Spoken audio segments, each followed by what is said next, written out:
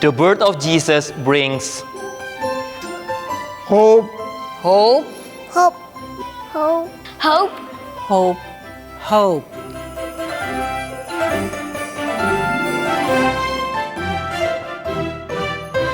Peace. Peace. Peace. Peace.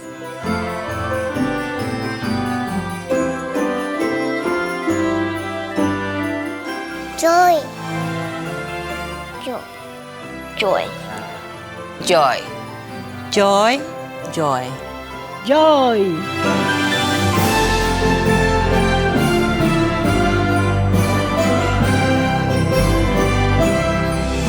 Love. Love. Love. Love. Love. Love. Love.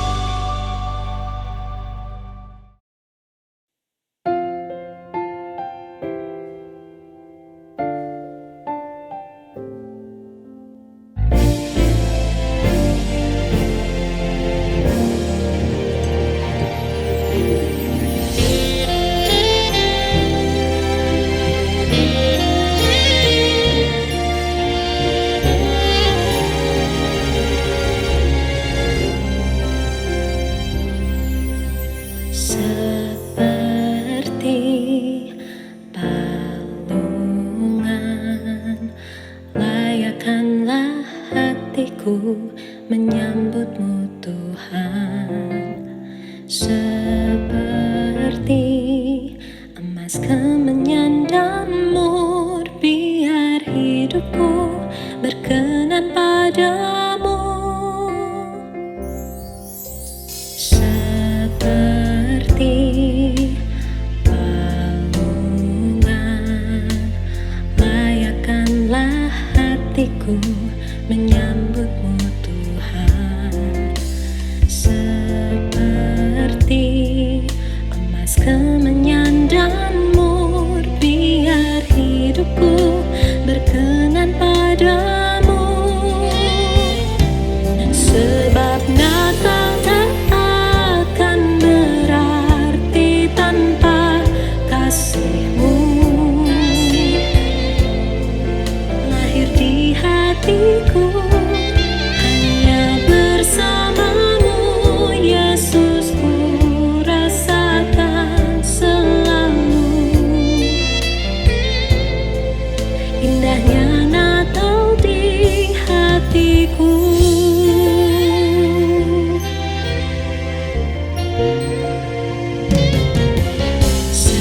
Seperti palungan, layakkanlah hatiku menyambutmu Tuhan. Seperti emas kemenyan dan mur, biar hidupku berkenan padamu. Sebab Natal tak akan berarti tanpa kasih-Mu. Lahir di hatiku hanya bersama-Mu, Yesus, ku rasakan selalu. Indahnya Natal di hatiku.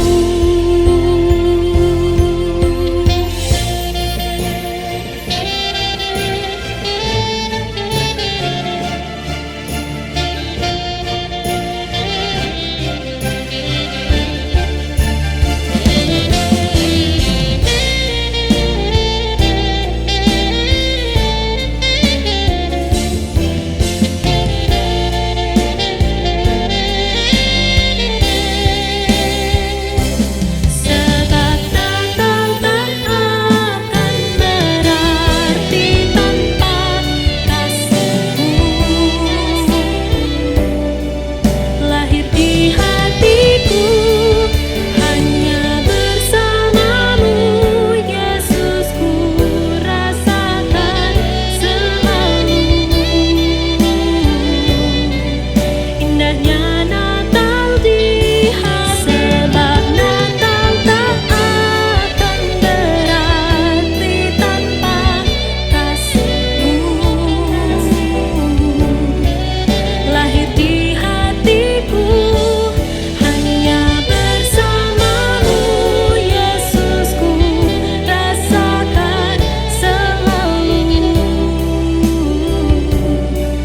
Indahnya Natal di hatiku. Indahnya Natal di hatiku.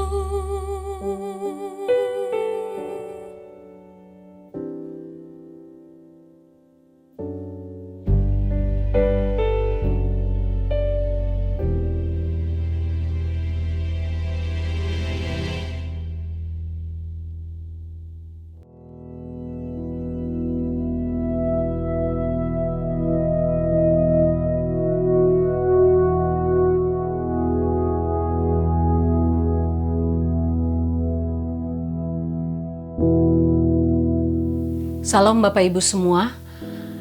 Kita bersyukur kita sampai kepada bulan Desember tahun 2021 dan ini anugerah yang besar kalau kita masih bisa hidup dan menikmati kasih Tuhan sampai hari ini 5 Desember 2021. Sepanjang bulan Desember kita akan belajar seri baru.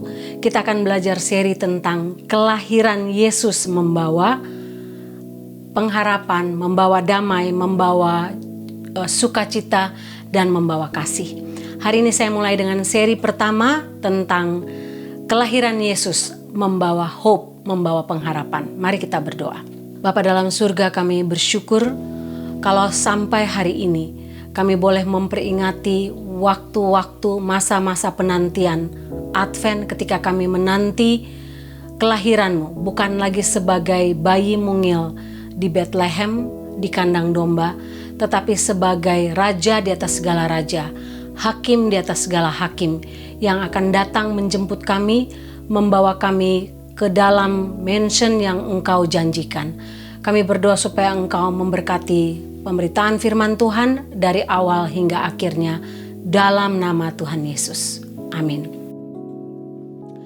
Mari kita baca firman Tuhan hari ini, Lukas 2 ayat 25-35. Saya hanya akan baca ayat 25-26 dan bagian selanjutnya akan kita lihat selama pembahasan firman Tuhan. Demikian bunyi firman Tuhan. Adalah di Yerusalem seorang bernama Simeon. Ia seorang yang benar dan saleh yang menantikan penghiburan bagi Israel. Roh Kudus ada di atasnya. Dan kepadanya telah dinyatakan oleh Roh Kudus bahwa ia tidak akan mati sebelum ia melihat Mesias, yaitu Dia yang diurapi Tuhan. Bapak Ibu, selama Perang Dunia Kedua, kapal induk Amerika melepas 6 pilot di Lautan Atlantik Utara untuk mengintai beberapa kapal selam musuh. Saat ke-6 pilot ini dilepas, kapten kapal terpaksa mematikan alarm supaya tidak ada tanda-tanda yang mencurigakan untuk musuh. Jadi kapal selam ini benar-benar berada dalam keadaan gelap gulita. Ketika 6 pilot ini mencoba untuk kembali ke kapal, mereka tidak dapat melihat dan menemukan kapal itu karena sangat-sangat gelap. Mereka mengirimkan signal, mereka katakan, "Tolong kasih cahaya, kami mau pulang." Operator radio kapal itu menjawab dengan pesan, "Mati lampu, blackout. Kami tidak dapat memberi kamu cahaya."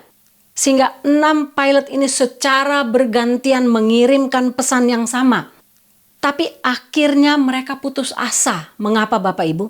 Karena jawaban operator kapal selam ini tetap sama. Blackout, mati lampu. Kami tidak dapat memberi kamu cahaya. Karena mereka berenam tidak dapat melihat posisi kapal dalam kegelapan di tengah lautan Atlantik Utara, maka ke-6 pilot ini mati dalam kegelapan lautan Atlantik dan dalam suhu air yang sangat dingin. Bapak Ibu, kisah ini sangat menyedihkan, tapi sekaligus mengingatkan saya akan kisah kelahiran Yesus. Kisah sebelum Tuhan Yesus lahir. Ketika dunia ini sangat gelap, dunia ini sangat dingin, tidak ada kasih, dunia ini tidak ada cahaya pengharapan sama sekali. Tetapi kelahiran Kristus mengubah semuanya. Sedikit latar belakang dari Lukas pasal 2 ayat 25-35 yang kita baca hari ini. Setelah Yesus berumur 40 hari, Maria dan Yusuf membawa bayi Yesus ke Bait Allah di Yerusalem sesuai dengan hukum Musa untuk mempersembahkan korban bakaran untuk anak mereka yang pertama, anak sulung mereka. Ini merupakan hal yang lazim yang dilakukan oleh para orang tua di Israel ketika anak pertamanya berumur 40 hari. Tentu kedatangan atau kehadiran Maria dan Yusuf di Bait Allah tidak berarti untuk orang lain. Mereka adalah pasangan biasa, pasangan bukan yang berasal dari keluarga yang terkenal, keluarga kaya raya atau keluarga imam, tidak. Mereka orang biasa. Yusuf hanya seorang tukang kayu dengan istrinya yang masih sangat muda. Bahkan bayi Yesus pun tidak memakai halo. Bapak Ibu tahu halo itu lingkaran putih seperti yang ada di gambar-gambar Tuhan Yesus. Tidak ada lingkaran halo di kepala bayi Yesus. Tapi menarik. Dalam kisah ini, semua orang tidak mengenal, tidak mengetahui, tidak menyadari bahwa Mesias yang mereka nanti-nantikan berada dalam bait suci hari itu. Hanya satu orang. Siapa dia? Simeon. Bapak Ibu, Simeon adalah seorang laki-laki tua yang menyambut bayi Yesus dengan wajah bersinar-sinar, dengan kegembiraan yang luar biasa, dia mendatangi pasangan Maria dan Yusuf dan meminta bayi Yesus, menggendongnya dan memandang ke surga dan berseru, ayat 29, "Sekarang Tuhan, biarkanlah hambamu ini pergi dalam damai sejahtera, sesuai dengan firman-Mu, sebab mataku telah melihat keselamatan yang daripadamu." Ayat 31, "Yang telah Engkau sediakan di hadapan segala bangsa, yaitu terang yang menjadi penyataan bagi bangsa-bangsa lain dan menjadi kemuliaan bagi umat-Mu Israel." Bapak Ibu, Tuhan Yesus datang membawa berita yang luar biasa. Kelahiran Tuhan Yesus menjadi titik balik pengharapan manusia bagi mereka yang tidak punya harapan, bagi mereka yang hidup dalam gelap, bagi mereka yang hidup dalam kedinginan hati tanpa kasih. Sehingga ada dua hal yang saya ingin kita belajar dari peristiwa kisah Simeon ini. Yang pertama adalah bagaimana kita dapat melihat pengharapan dengan mata iman. Bapak Ibu, sekali lagi, siapa Simeon? Nama Simeon ini hanya muncul satu kali dalam Perjanjian Baru, satu kali dalam seluruh Alkitab Perjanjian Lama dan Perjanjian Baru, dan tidak pernah disebutkan lagi. Dan penjelasan satu-satunya tentang Simeon hanya ada dalam Lukas pasal 2 ini. Silsilahnya, siapa nenek moyangnya, siapa istrinya, siapa anak cucunya, tidak pernah dijelaskan tentang siapa dia, sehingga tidak ada yang mengetahuinya. Tapi Lukas menuliskan bahwa Simeon adalah seorang yang benar dan saleh. Kita baca ayat 25-27 tadi dijelaskan siapa Simeon. Adalah di Yerusalem seorang bernama Simeon. Ia seorang yang benar dan saleh yang menantikan penghiburan bagi Israel. Roh Kudus ada di atasnya. Dan kepadanya telah dinyatakan oleh Roh Kudus bahwa ia tidak akan mati sebelum ia melihat Mesias, yaitu dia yang diurapi Tuhan. Ia datang ke bait Allah oleh Roh Kudus. Bapak Ibu lihat ada beberapa fakta dalam ayat 25 sampai ayat 27. Yang pertama, nama orang ini Simeon. Yang kedua, dia orang yang hidup benar dan saleh. Yang ketiga, dia sedang menantikan penghiburan bagi Israel seperti orang Israel lainnya. Yang keempat, Roh Kudus ada di atas dia, di dalam hidup dia. Dan dia mendapat penyataan Roh Kudus bahwa dia harus datang ke bait Allah dan dia tidak akan mati sebelum dia menerima pengharapan itu, terang itu, juru selamat dan Mesias yang dijanjikan. Sehingga Bapak Ibu, kalau kita melihat bagian ini, Simeon adalah orang yang hidup benar dan saleh. Ini kata yang sama yang dipakai untuk menggambarkan kesalehan Ayub. Ayub hidup di tengah orang-orang yang tidak takut Tuhan, tapi Ayub hidup saleh.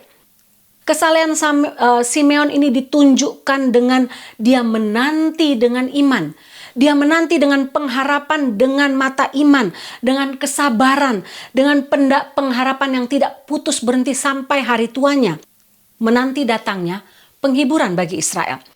Saat itu bangsa Israel sedang dalam kondisi paling menyedihkan Bapak Ibu. Karena apa?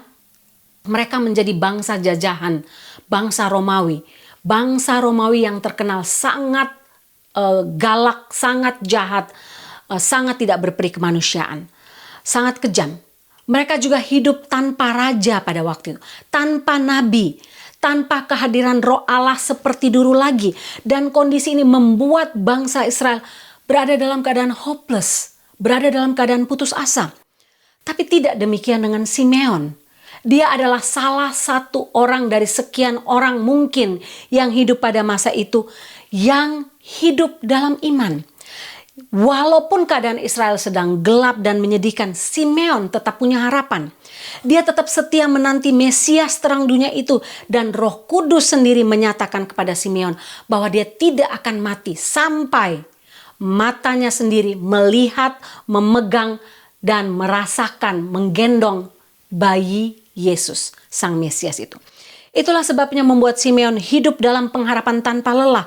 Sampai hari tuanya dia tetap setia menanti. Bapak Ibu, Simeon datang ke bait Allah juga bukan tanpa alasan. Dia datang ke bait Allah hari itu ketika bayi Yesus berumur 40 hari atas perintah Roh Kudus. Kedatangan dia ke bait Allah itu bukan kebetulan. Roh Kudus sendiri pun datang menunjukkan kepada dia yang mana orang tuanya, yang mana Yusuf dan Maria, yang mana itu bayi Yesus. Sehingga dia datang kepada alamat yang tepat, kepada orang tua yang tepat, kepada bayi yang dinanti-nantikan sepanjang umurnya. Simeon tidak mengandalkan kekuatannya sendiri dan merasa sok tahu. Dia juga tidak menanti atau mencari anak raja, anak pembesar, anak imam atau anak Sanhedrin. Tidak. Tapi Simeon datang kepada alamat yang tepat berdasarkan pengarahan dari Roh Kudus sendiri. Simeon datang dengan mata iman sebagaimana dia menunggu sekian lama dalam pengharapan dengan mata iman untuk melihat terang dunia itu, melihat penghiburan bagi Israel. Sehingga ketika hari itu Simeon datang dalam bait Allah menunggu Mesias, dia tidak datang dengan sia-sia karena Roh Kuduslah yang mengarahkannya. Simeon pada akhirnya bisa melihat bahwa apa yang dikatakan oleh Roh Kudus kepadanya benar-benar terjadi. Dia benar-benar melihat bayi Yesus itu, memegangnya, menggendongnya, sampai dia mengatakan, Tuhan, sekarang kalau kamu mau ambil aku, ambil saja, karena aku sudah melihat penghiburan itu datang. Bapak Ibu, semua orang lain dalam ruangan itu, dalam bait Allah, tidak dapat melihat pengharapan itu. Mereka tidak dapat melihat penghiburan, terang itu, Mesias itu, tidak bisa. Karena mereka sedang hidup tanpa mata iman. Mereka tidak sedang menantikan seperti cara Simeon menantikan dengan mata iman, dengan penuh pengharapan yang luar biasa. Sehingga ketika tidak ada seorang pun dapat melihatnya, hanya Simeon yang dapat melihatnya. Karena dia hidup benar dan saleh, dan karena dia menantikan pengharapan itu dengan mata iman. Bapak Ibu, sekali lagi itulah yang disebut iman. Ketika dia melihat, mempercayai Yesus Kristus sebagai sumber penghiburan, bahkan ketika bayi itu belum lahir, bahkan ketika hari itu dia belum berjumpa dengan pengharapan atau penghibur itu atau Mesias itu. Bapak Ibu, dalam hidup kita tiap-tiap hari kadangkala atau banyak kali kita diperhadapkan dengan masalah, dengan problem, dengan tekanan hidup yang besar. Kadangkala ketika persoalan demi persoalan menimpa hidup kita, kita merasa jalan kita di depan begitu gelap. Tidak ada harapan, tidak ada titik terang di sana, tidak ada penghiburan di sana. Tidak ada cahaya sama sekali. Masalah kita bukan saja berat, tapi mungkin sangat-sangat berat. Datang bertubi-tubi. Sehingga kadang-kadang kita berada dalam keputusasaan secara mental, secara spiritual. Tapi firman Tuhan hari ini, poin pertama tadi, menanti pengharapan dengan mata iman, menunjukkan kepada kita untuk melakukan satu hal penting. Yaitu apa? Berdoalah. Berdoalah agar Tuhan memberi kita pengharapan di masa Natal ini, bukan saja di masa Natal ini, tapi untuk seterusnya dalam hidup kita. Hidup dengan spirit Natal, yaitu dengan pengharapan. Ketika orang lain hidup gelap dan tidak punya pengharapan, kita punya pengharapan. Hidup dengan mata iman, karena hanya mata iman yang membuat kita mampu melihat, menembus kegelapan malam, menembus kegelapan semua persoalan kita. Seberapa pekatnya, seberapa kabut besarnya itu persoalan dan pergumulan kita. Tuhan sendiri, Roh Kudus sendiri yang akan membukakan mata rohani kita untuk menanti dengan pengharapan, menanti dengan mata iman. Sehingga walaupun kita tidak bisa melihat yang ada di depan sekarang, tapi kita bisa melihat apa yang sedang Tuhan sediakan untuk kita nanti.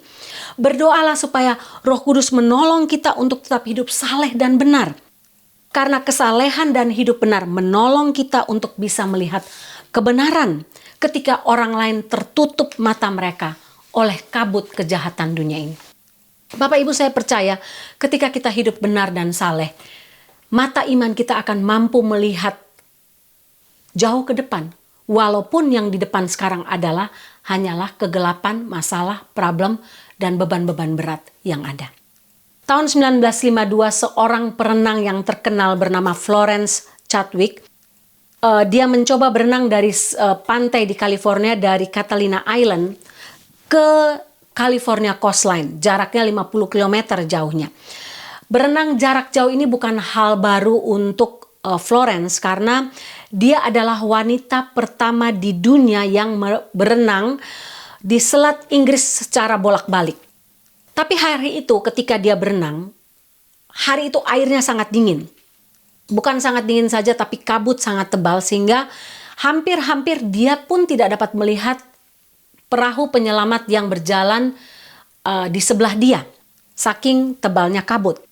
Ketika dia sudah berenang 15 jam lamanya, dia meminta untuk keluar dari air. Waktu dia keluar dari air dan naik ke perahu, dia tahu bahwa dia sebenarnya hanya butuh 1 kilometer lagi untuk sampai ke tepi pantai. Dia sudah berenang sejauh 49 kilometer, tapi dia berpikir karena dia tidak dapat melihat tepi pantai karena kabut itu, dia pikir masih jauh sehingga dia menyerah, dia naik ke atas kapal penyelamat. Bapak Ibu, sehingga waktu dia ditanya, kenapa kamu berhenti ketika hanya tinggal 1 kilometer lagi, kamu sampai di tepian? Dia katakan, saya tidak ingin membuat alasan untuk kegagalan saya kali ini. Tapi kabut tebal menghalangi mata saya untuk melihat ke pantai. Sehingga saya kehilangan pengharapan saya. Bapak Ibu, 2 bulan kemudian dia mencoba lagi jalur yang sama, jarak yang sama, situasi yang sama. Tapi bedanya hanya satu, minus kabut tebal. Dia berhasil membuat rekor kecepatan baru dan itulah Bapak Ibu sama halnya yang terjadi dalam hidup kita.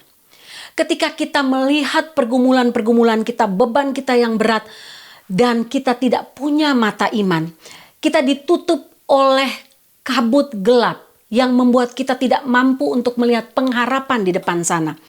Kita hidup tidak mampu untuk melihat apa yang Tuhan janjikan di depan sana, terang yang Tuhan janjikan. Tapi kalau kita hidup dalam kesalehan dan kebenaran, percayalah Tuhan akan memberikan pengharapan, kita bisa melihat semua pergumulan hidup kita, kegelapan hidup kita dengan mata iman dan percaya bahwa ada terang di balik sana. Yang kedua Bapak Ibu, bagian yang kedua kita belajar dari kisah tentang Simeon ini adalah Simeon belajar bahwa Yesus Kristus merupakan sumber pengharapan satu-satunya bagi Simeon, tapi juga bagi kita semua. Yesus Kristus merupakan sumber pengharapan kita satu-satunya dan tidak ada yang lain. Bapak Ibu, mengapa Simeon mampu bertahan sampai hari tuanya? Sampai dia menanti datangnya Mesias, sang penghibur itu, sang juru selamat itu. Sampai dia menanti janji Roh Kudus bagi dia tergenapi. Karena Simeon tahu bahwa Allah yang dia sembah, Allah Yahweh, Allah dalam Yesus Kristus adalah Allah yang tidak pernah ingkar janji. Dia bukan saja tidak pernah ingkar janji, tapi Yesus merupakan janji. Yesus adalah penggenapan dari janji-janji Allah. Karena itu dia menanti dengan penuh pengharapan.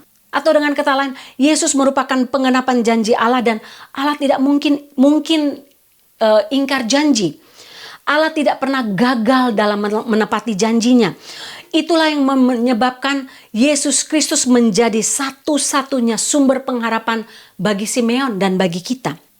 Tiap hari dia menghabiskan waktunya untuk mempelajari kebenaran firman Tuhan, mempelajari nubuatan tentang kedatangan Mesias, dan Allah membuktikan kepada Simeon bahwa pengharapannya kepada dia tidak sia-sia. Allah benar-benar menggenapi janji tentang Yesus Kristus. Bapak Ibu, dalam buku The Case for Christmas yang ditulis oleh Lee Strobel, dia menunjukkan bagaimana Allah menggenapi janji dan nubuatan dalam seluruh perjanjian lama tentang kedatangan Yesus Kristus. Banyak sains dan orang ateis menggunakan argumen-argumen yang mengatakan bahwa nubuatan-nubuatan itu terjadi secara kebetulan.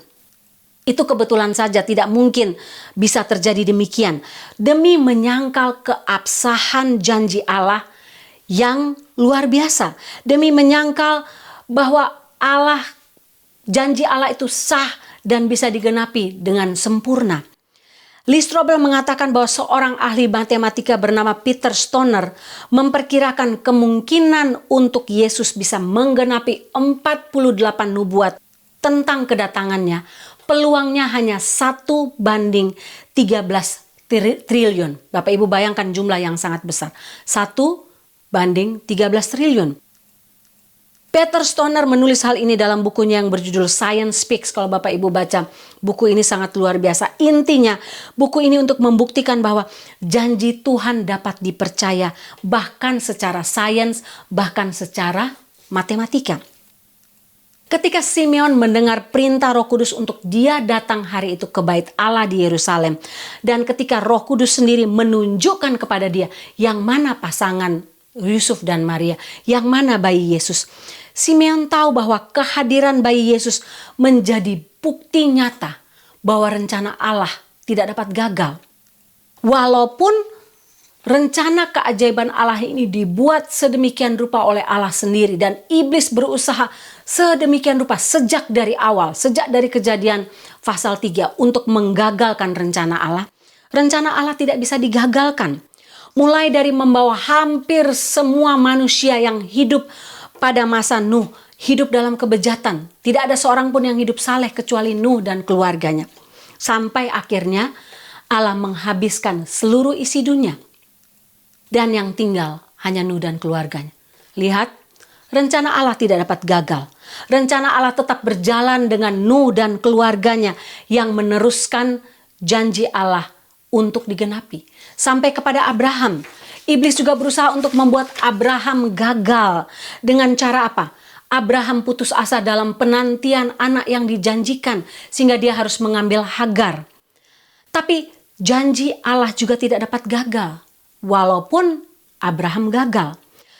Bapak Ibu, Herodes ketika Tuhan Yesus lahir, Yusuf memilih untuk taat. Iblis berusaha untuk membuat dia tidak taat untuk menikahi Maria. Tapi Yusuf memilih untuk taat. Maria ketika dia mendapati dirinya hamil di luar pertunangannya, bukan dari suaminya, Maria memilih untuk taat dan tidak mengaborsi bayinya. Iblis tidak berhasil membuat Maria untuk gagal dalam menggenapi rencana Allah. Herodes dikirim oleh iblis sendiri untuk membunuh semua bayi laki-laki berusia 2 tahun ke bawah supaya bayi Yesus juga mati. Tapi iblis pun gagal karena Herodes tidak berhasil untuk membunuh bayi Yesus. Bapak Ibu, paling tidak ada 7 hal besar dari 48 nubuatan janji Allah yang digenapi secara detail, secara seksama dalam kelahiran Yesus Kristus. Ada 48 tapi saya cuma catat 7. Apa saja itu Bapak Ibu? Yang pertama, dia akan datang dari bangsa Israel. Mesias itu akan datang dari bangsa Israel. Bapak Ibu, ada berapa banyak orang lahir dari keturunan orang Israel? Dari bangsa ini ada jutaan. Yang kedua, dia akan datang dari suku Yehuda, makin menyempit. Banyak orang lahir dari suku Yehuda. Yang ketiga, dia akan datang dari keturunan Daud. Makin sedikit lagi yang lahir dari keturunan Daud, yang kerajaannya tidak akan berakhir. Yang keempat, dia akan lahir di kota bernama Bethlehem Efrata. Makin sedikit lagi. Orang Israel, keturunan Yehuda, keturunan Daud, lahir di Bethlehem. Dia akan lahir dari seorang wanita, rahim seorang wanita, Galatia 4 ayat 4. Semua anak Israel, suku Yehuda, keturunan Daud, lahir dari rahim wanita. Tapi lihat, ada yang lebih spesifik lagi. Dia akan lahir dari seorang perawan. Dan hanya satu-satunya orang di dunia yang melahirkan secara perawan, itulah Maria. Bapak Ibu, beberapa tahun lalu ditemukan kain kafan Yesus. Dan ketika mereka mengecek darah yang masih ada di kain kafan Yesus, itu mereka menemukan tes DNA-nya hanya ada 24 DNA di kain kafan itu. Bapak Ibu tahu tiap manusia punya DNA itu ada 46, 23 dari ayah dan 23 dari ibu. Tapi punya Tuhan Yesus ini hanya ada 24. 23 dari Maria dan 1 dari Allah sendiri.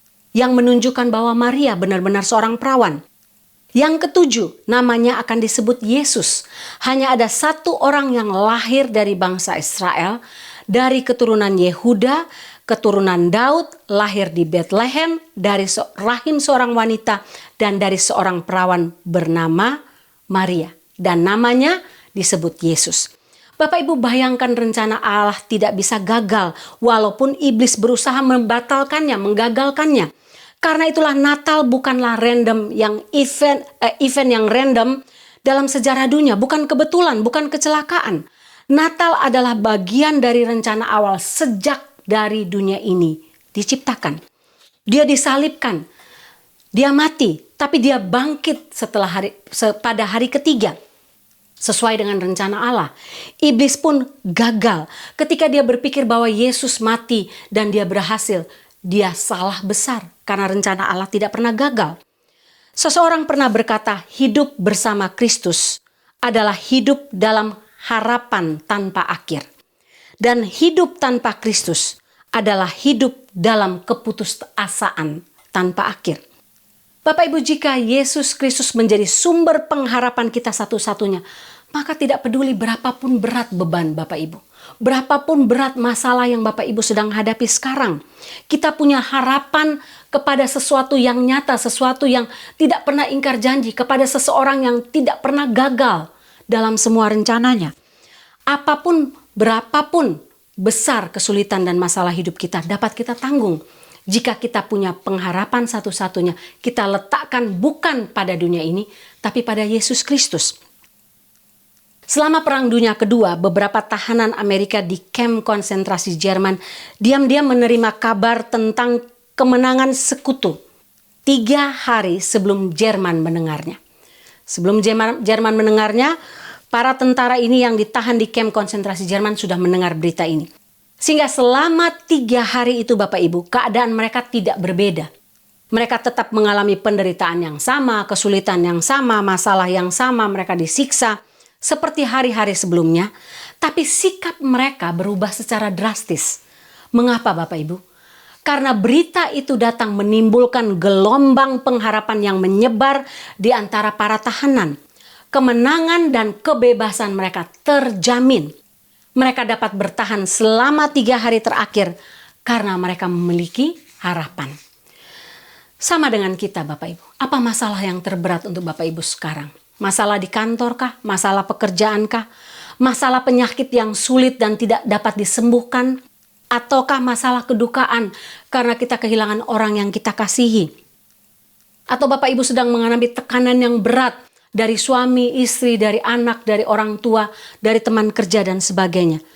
Apapun beban Bapak Ibu sekarang, ingatlah bahwa jika kita memiliki atau menaruh pengharapan kita kepada Yesus Kristus sebagai satu-satunya sumber pengharapan kita, bayi Natal yang sudah lahir 2000 tahun yang lalu itu, maka hidup kita tidak akan sia-sia. Kita punya cahaya terang di depan sana. Walaupun kita tidak dapat melihat karena ada kabut gelap di depan sana. Kita tidak akan pernah kecewa. Salah satu him lagu Natal favorit saya adalah O Little Town of Bethlehem. Lagu ini ditulis oleh Philip Brooks yang berasal dari Boston. Dia datang ke Alexandria pada tahun 1856 untuk menghadiri atau sekolah di Seminari Teologia di Virginia. Brooks ini mengalami ketegangan yang luar biasa dari utara ke selatan karena dia punya satu beban yang berat dalam hati dia. Nah, setelah lulus dari VTS ini, dia bertugas di Philadelphia dan dia berbicara keras tentang perbudakan. Dia menentang perbudakan karena itu sesuatu yang ada dalam hati dia. Setelah Perang Saudara berakhir tahun 1845, Brooks pergi ke Israel untuk mengunjungi Tanah Suci. Dan dia pergi secara khusus untuk melihat kota Bethlehem, tempat kelahiran Tuhan Yesus. Ketika dia pulang kembali ke Philadelphia, dia menulis syair lagu untuk him ini, untuk lagu O Little Town of Bethlehem, untuk anak-anak sekolah minggunya. Bapak Ibu coba lihat lirik lagu yang ditulis oleh Brooks ini. Dia menuliskan bahwa hanya dalam Kristus ada pengharapan. Hai kota mungil Bethlehem, betapa kau senyap. Bintang di langit cemerlang melihat kau lelap. Namun di lorong gelapmu bersinar terang baka. Harapanmu dan doamu kini terkabulah. Bahasa Inggrisnya sangat menarik. O little town of Bethlehem, how still we see thee lie. Above thy deep and dreamless sleep, the silent stars go by. Yet in the dark streets shineth the everlasting light. The hopes and fears of all the years are met in thee tonight. Bapak Ibu, apa beban Bapak Ibu sekarang? Seberat apapun itu, ingatlah bahwa jika kita memiliki pengharapan dengan mata iman, kita akan bisa melewatinya.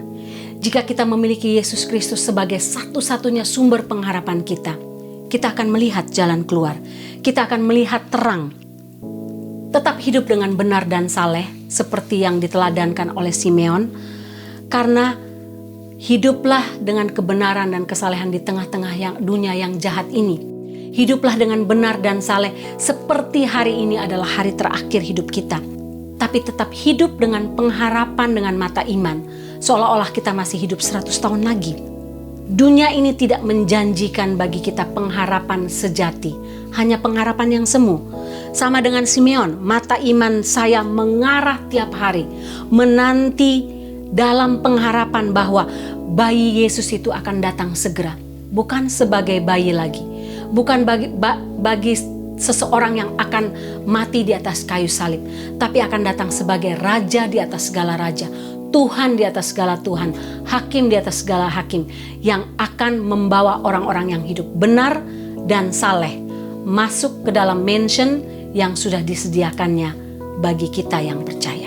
Mari kita berdoa. Bapa dalam surga, hamba sungguh bersyukur bahwa firman Tuhan ini memberikan pengharapan bagi hamba secara pribadi, dan hamba percaya apa yang sudah hamba sharekan ini yang sudah menjadi berkat untuk hamba, menjadi berkat untuk semua Bapak Ibu yang sedang dalam beban berat, sedang dalam kegelapan, tidak tahu harus mengarah kemana. Ketika kami mengarahkan hidup kami, memandang kami, mata iman kami, memandang kepada Yesus sebagai sumber pengharapan satu-satunya, kami tahu Engkau tidak pernah mengecewakan kami. Karena Engkau tidak pernah gagal, Engkau tidak pernah ingkar janji. Kami berdoa supaya apapun pergumulan Bapak Ibu sekarang, Tuhan angkat, Tuhan gantikan dengan sukacita, Tuhan beri pengharapan cahaya dalam hati kami masing-masing. Bahwa ada jalan keluar di luar sana, walaupun ada gelap di depan kami saat ini. Terima kasih Tuhan. Terpujilah nama-Mu Tuhan, dalam nama Tuhan Yesus. Amin.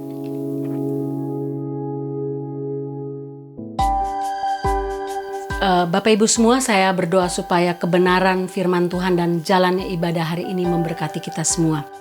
Hari ini selamat ulang tahun untuk Joel Medina tanggal 1 Desember. Tuhan memberkati hidup Joel. Kita akan mengakhiri ibadah kita. Bapak Ibu, arahkanlah hatimu kepada Tuhan dan terimalah berkat Tuhan. Tuhan memberkati engkau dan melindungi engkau. Tuhan menyinari engkau dengan wajah-Nya dan memberi engkau kasih karunia. Tuhan menghadapkan wajah-Nya kepadamu dan memberi engkau damai sejahtera. Amin. Seperti palungan, layakkanlah hatiku menyambut-Mu Tuhan. Seperti emas kemenyan dan mur, biar hidupku berkenan padamu. Seperti palungan, layakkanlah hatiku menyambut-Mu Tuhan. Seperti emas kemenyan dan mur, biar hidupku berkenan padamu. Sebab Natal tak akan berarti tanpa kasih-Mu. Lahir di hatiku hanya bersama-Mu, Yesus, ku rasakan selalu. Indahnya Natal di hatiku.